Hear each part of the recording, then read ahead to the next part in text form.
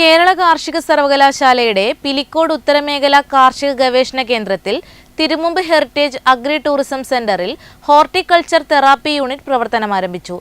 ESAF small finance bank CEO doctor K Paul Thomas ഉദ്ഘാടനം ചെയ്തു.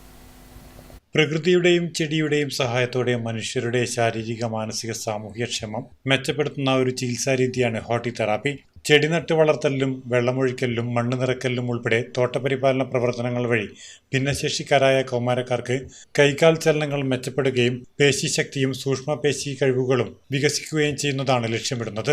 പ്രകൃതിയോട് ഇടപഴകുന്നത് ഇവർക്ക് മനസ്സിന് ശാന്തിയും സന്തോഷവും ലഭിക്കും. ആത്മവിശ്വാസം വർദ്ധിക്കുകയും ഉത്കണ്ഠയും ഒറ്റപ്പെടലും കുറയുകയും ചെയ്യുന്നു. കൂട്ടമായി തോട്ടപ്രവർത്തനങ്ങളിൽ പങ്കെടുക്കുന്നത് ആശയവിനിമയ കഴിവും കൂട്ടായ്മയും ബോധവും ഉത്തരവാദിത്വ ബോധവും വളർത്തി സ്വയം പര്യാപ്തതയും സാമൂഹിക ഉൾക്കൊള്ളലും മെച്ചപ്പെടുത്താൻ സഹായിക്കുമെന്നുള്ള കണ്ടെത്തലിലാണ് തെറാപ്പി യൂണിറ്റ് തുടങ്ങാൻ പ്രേരകമായത്.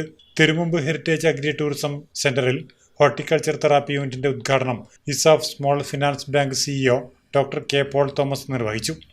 ഉത്തരമേഖല കാർഷിക ഗവേഷണ കേന്ദ്രം assistant director doctor T Vanaja അധ്യക്ഷത വഹിച്ചു.